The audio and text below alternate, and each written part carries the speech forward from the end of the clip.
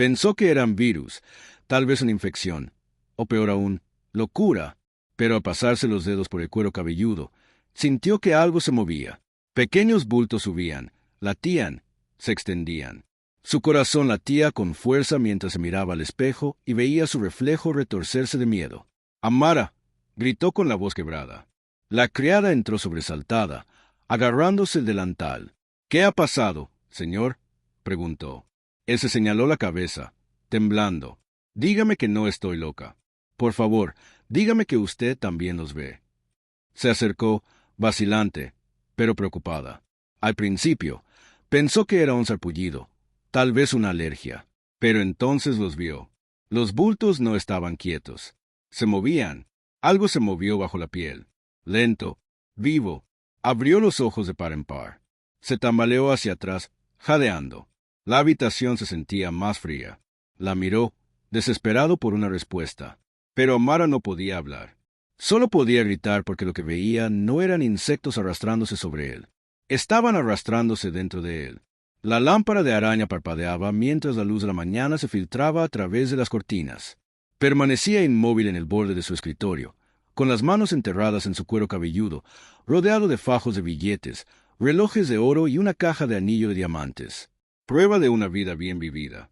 Pero en ese momento, nada de eso importaba. Su rostro estaba pálido, empapado en sudor. Podía sentirlos de nuevo, arrastrándose, retorciéndose bajo su piel. Cada latido aceleraba su corazón. Quiso gritar, pero se mordió el labio para guardar silencio. El espejo frente a él no reflejaba a un millonario, sino a un hombre que estaba perdiendo la cabeza. Se presionó las palmas de las manos contra la cabeza, temblando. Bajo su piel, pequeños bultos se asomaban como si algo intentara escapar. Sintió una extraña presión creciendo cerca de la parte superior del cráneo. Gimió, con los ojos llenos de lágrimas. «No, no, esto no puede ser real», susurró. Pero el dolor le dijo lo contrario. Fue entonces cuando Amara entró, silenciosa, hermosa, desprevenida. Sus ojos se abrieron de par en par al verlo. «Señor, su cabeza», gritó. Él no levantó la vista. No podía. Tenía demasiado miedo de lo que ella pudiera ver. Ella se acercó, con las manos temblorosas. Las marcas rojas no eran normales. Eran circulares, moviéndose a un ritmo lento y aterrador. Y el millonario finalmente se dio cuenta de que lo que fuera que había dentro de él no era humano. El grito de Amara rompió el silencio como un cristal rompiéndose en la oscuridad. Los pájaros volaron desde el balcón. Sobresaltado por el eco, hizo una mueca, apretándose la cabeza con más fuerza, como si intentara mantener la cabeza firme. «¡Que pare!», gritó, con la voz temblorosa de dolor. Amara se quedó paralizada, con la mano sobre la boca y la mirada fija en las figuras que se movían bajo su piel. Por un momento, no pudo respirar. Parecía como si algo estuviera vivo allí abajo, empujando, retorciéndose, luchando por liberarse. «Señor, tenemos que llamar a un médico», gritó. «No», ladró él, sacudiendo la cabeza con violencia. «Ya he visto a 3. Dijeron, todo está en mi mente». Su voz se quebró, llena de miedo y agotamiento. «Pero esto es real». Golpeó la mesa con el puño, esparciendo montones de dinero al suelo. Amara dio un paso vacilante. Los bultos en su cuero cabelludo volvieron a latir, esta vez con más fuerza. Un leve crujido. Le siguió. Ella jadeó, reclinándose en la silla que tenía detrás. «Algo se mueve. Dentro de ti», susurró. Él la miró fijamente, con los ojos muy abiertos, desesperado por encontrar esperanza. «¿Qué hago, Amara?». Miró a su alrededor, presa del pánico, buscando algo que la ayudara. Una toalla, un paño, cualquier cosa. Pero, cuando sus ojos se posaron en su reflejo en el espejo, se quedó paralizada de nuevo porque ahora podía ver algo delgado y oscuro, deslizándose justo debajo de su piel y dirigiéndose hacia su ojo. Su grito llenó la mansión una vez más, pero esta vez sonó como el comienzo de algo peor. Se tambaleó hacia el espejo, agarrándose los lados de la cabeza. Las venas de su cuero cabelludo se hincharon como cables enredados. La voz de Amara tembló. Detrás de él. «Por favor, señor, no lo toque». Pero no podía detenerse. Tenía que saberlo. Se acercó al espejo, con la mirada fija en cada bulto y sombra. Y entonces lo vio. algo delgado y negro, retorciéndose justo debajo de la superficie. Se deslizó lentamente, trazando una línea desde la parte posterior de su cráneo hasta la sien. Se le cortó la respiración. «Dios mío, ¿qué es eso?», susurró. Amra se tapó la boca, con lágrimas en los ojos. Presionó el punto con los dedos. La cosa se apartó de su tacto como si estuviera viva, como si pudiera sentirlo. Gritó y retrocedió, tirando la lámpara al suelo. Amra gritó: «Tenemos que ir al hospital». La miró con los ojos inyectados en sangre y llenos de terror, y susurró: «Es demasiado tarde. Están por todas partes». Amara intentó mantener la calma, pero sus manos no dejaban de temblar. Lo ayudó a sentarse. Su respiración era entrecortada y superficial. «¿Cómo que están por todas partes?», preguntó ella. Señaló débilmente el cajón junto al escritorio. «Ábrelo», él murmuró. Ella dudó. Luego la abrió. Dentro, docenas de botellas, medio vacías y sin etiquetar. Amara cogió una. Un ligero olor a químico le picó en la nariz. «¿Qué es esto?», preguntó. Él apartó la mirada. «Un experimento», dijo con voz ronca, con los ojos de ella abiertos de par en par. «¿Experimentaste contigo misma?». Él asintió lentamente. «Dijeron que me haría más fuerte, más aguda». «No sabía que haría esto». Amara retrocedió, horrorizada. «¿Qué te inyectaste en el cuerpo?». Él negó con la cabeza, susurrando. «Se suponía que curaría mi mente». Pero ahora la curación se había convertido en horror. Las protuberancias se agrandaron, formando patrones que latían al ritmo de los latidos de su corazón. Casi podía verlas moverse bajo su piel.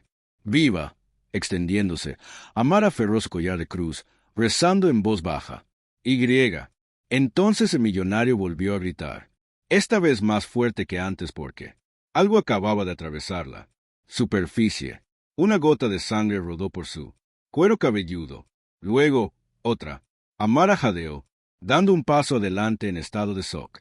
Un pequeño desgarro se había formado en su cabeza. Una herida circular perfecta. Desde dentro, algo negro brillaba. Gritó, agarrándose la cabeza con ambas manos. «¡Que pare!», sollozó. La figura negra se estremeció y comenzó a moverse. A Amara le flaquearon las rodillas, pero se obligó a acercarse. Tomó una toalla del escritorio y se la apretó contra la cabeza. «Quieto, por favor», suplicó. Él gritó de nuevo, su voz resonando, por los pasillos de la mansión. La toalla se tiñó de rojo en segundos. Entonces ella lo sintió. Un movimiento bajo la tela. Algo pequeño, cálido y vivo. La dejó caer. Al instante, una forma oscura, parecida a un gusano, se deslizó fuera, cayendo sobre el suelo de madera pulida. El silencio llenó la habitación de nuevo. Amara susurró, «¿Qué te hiciste?». Pero él simplemente permaneció allí temblando, con la sangre goteando de su cuero cabelludo. Y por primera vez, el millonario se dio cuenta de que su fortuna no podía salvarlo de lo que se había convertido.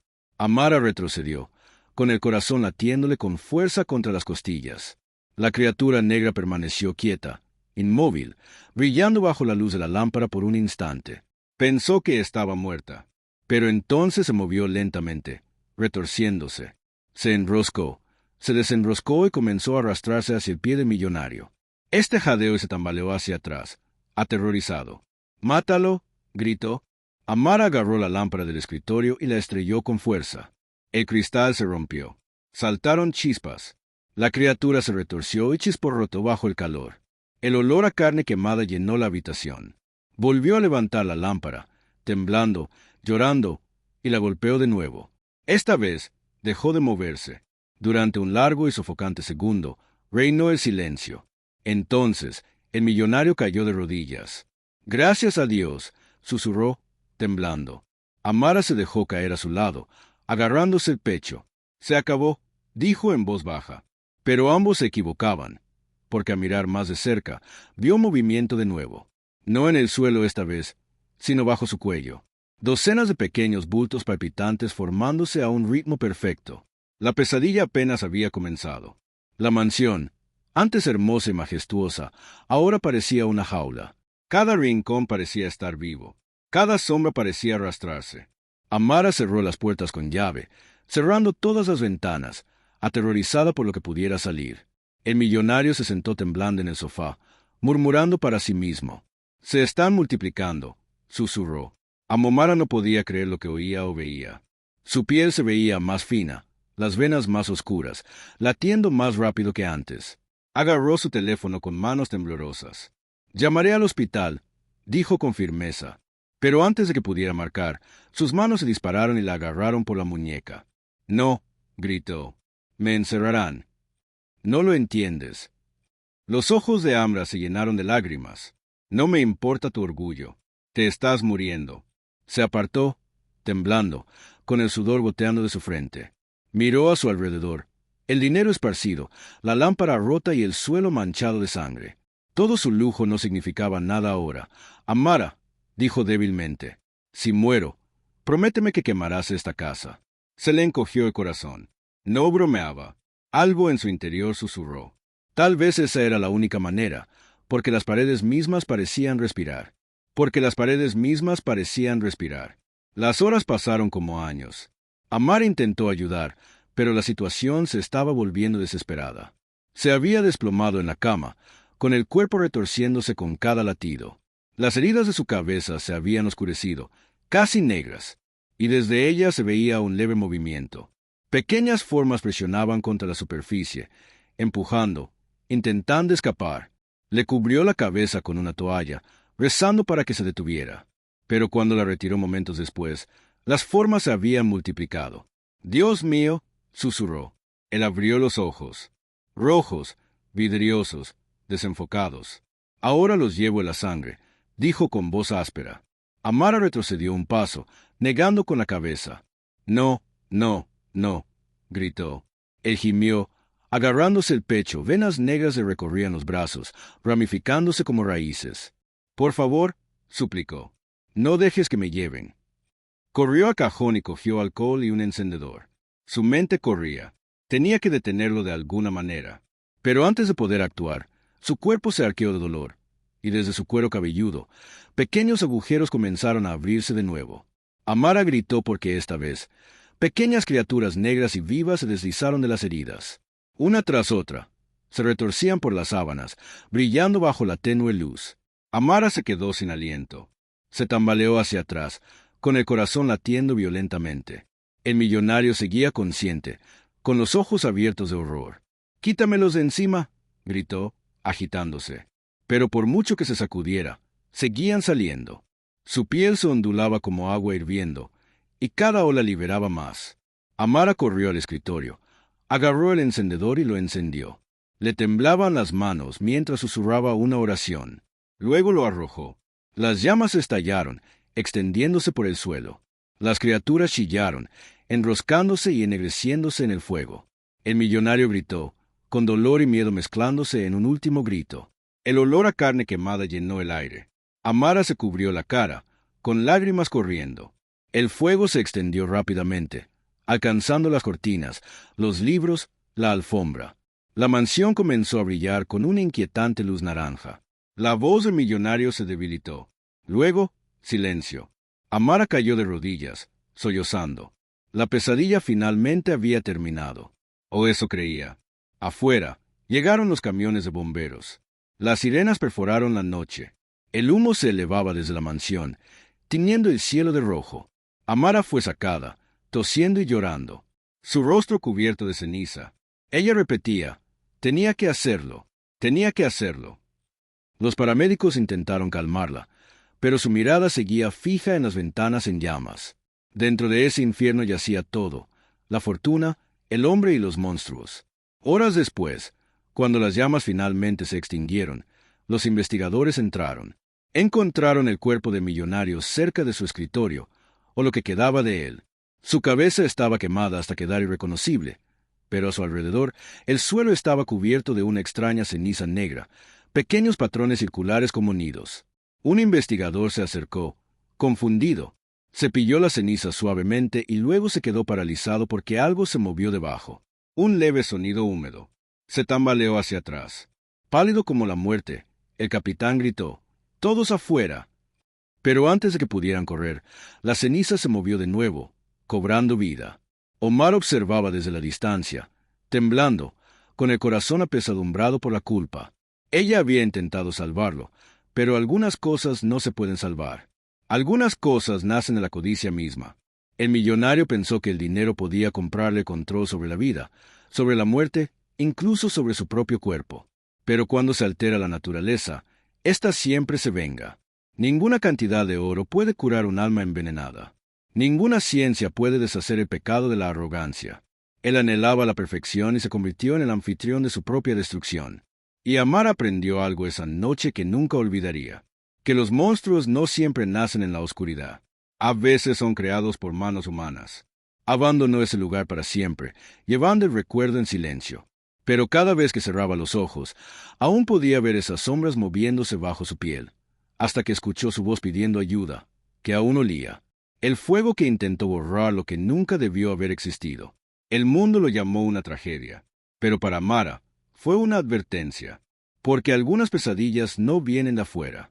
Empiezan dentro, donde la codicia empieza a arrastrarse. Empieza a arrastrarse.